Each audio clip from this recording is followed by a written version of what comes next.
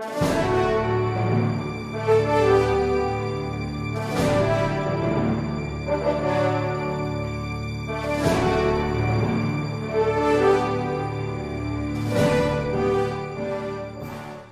the onset, gusto ko lang ipaabot sa inyo na pilit kong iniintindi ang ginawa ninyo at pilit kong iniintindi na meron kayong kliyente na kailangan depensahan. Ngunit kayo na po mismo ang ilang beses nag-remind sa korte na to na kailangan respetuhin yung korte. So I'd like to clarify some of your statements through some of these questions. Attorney Counsel, I'd assume that except for some very young lawyers in your panel, most of you have had extensive practice. Tama po ba to? Well, I don't know if extensive is the right word, Your Honor, but yes, I suppose for purposes of this question that And I would assume ho that respect to the court is given. Your Honor, I wish to assure you that was foremost in our minds. Okay. What do you think would happen if you had a case in the Sandigan Bayan, the CA, or the Court of Appeals, or the Supreme Court, and the night before a important decision was to be made, you would go on air saying that some of the justices are being bribed and being offered 100 million? That is a terrible allegation, Your Honor. And But that is not the allegation we made. What we said, Your Honor, was that we had received information that there were offers. We never meant to taint the integrity of the senators, Your Honor. Okay, but by implication, did that not mean that some, if not all, or at least one of the senator judges are susceptible to bribery?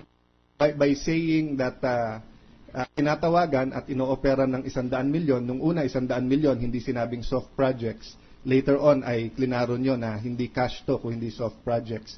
Hindi po ba ang implikasyon nito or ang perception na ibinibigay sa ating mga kababayan ay para bagang hindi solemn oath ang aming tinake dito at pwede kami magtanggap ng ganyang kalaki kapalit ng aming boto sa kahit anong issue?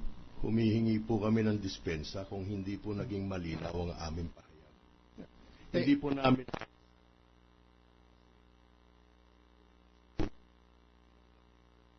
At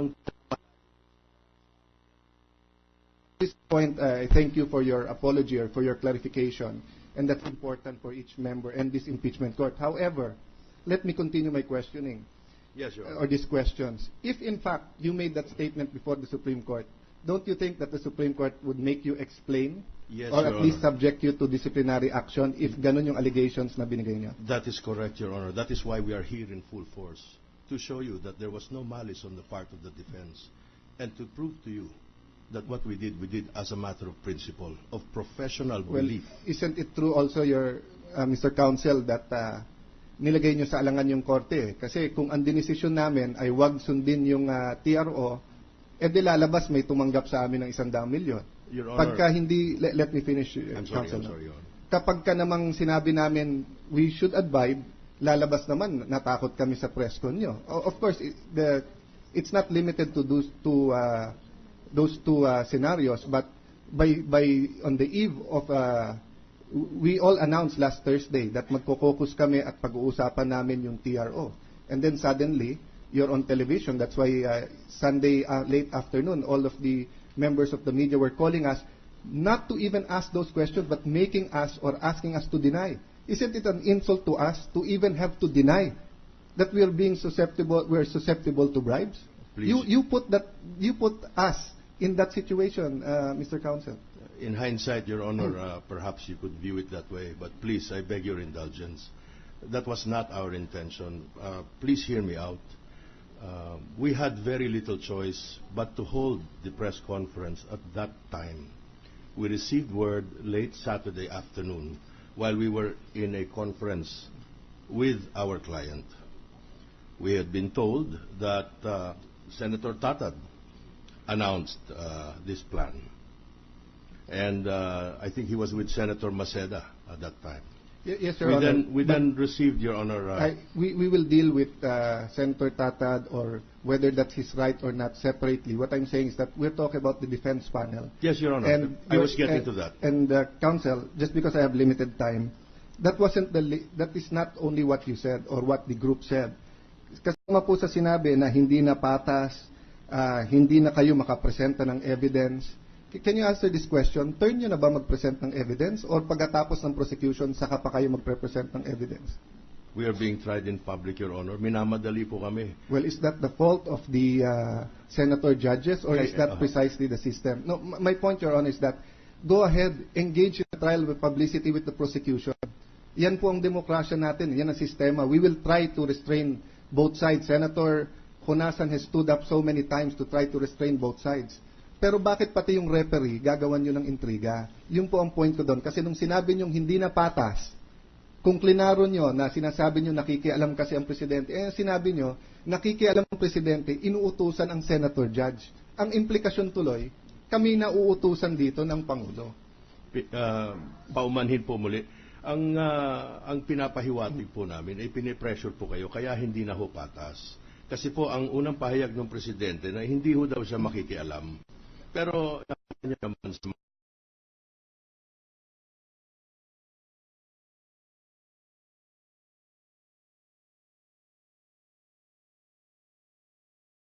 opinion, whether it's your family, whether it's politics, pressure is always part of the game. Ang question na pre-pressure ba kami? Hindi. At nung nag-oath kami, pinangako namin sa inyo at sa mamamayan at sa Diyos na hindi kami magpapapressure kahit kanino man. But on this point, no, last question on this point. Kung ngayon po, may TRO before the Supreme Court, pumunta ako sa media, tapos I'm a lawyer, at sinabi ko, meron po akong balita na 8 justices po ay bibigyan ng tig 50 million para lang po patagalin yung TRO. Don't you think that the Supreme Court will ask me why I should not be held in contempt or they should not ask me why I shouldn't be disciplined? Opo, I would expect that you would be asked to and wouldn't explain. you think that we're at the same level at least ng Supreme Court as far as impeachment is concerned? Yes, Justice. Yes, Senator. Precisely what I wanted to say is that the reason we had to go to the media is because we wanted to send a very clear message to those who would try to subvert the process that we will not allow it to go unnoticed. We will bring it to the light of day. We will expose it. But we will protect the integrity of the we fully proceedings. understand that. And I once, like Senator Arroyo, he was a prosecutor.